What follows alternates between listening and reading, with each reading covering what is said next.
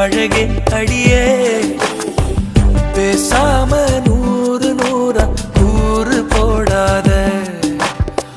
வலியே வலியே ஒளியே ஒலியே நான்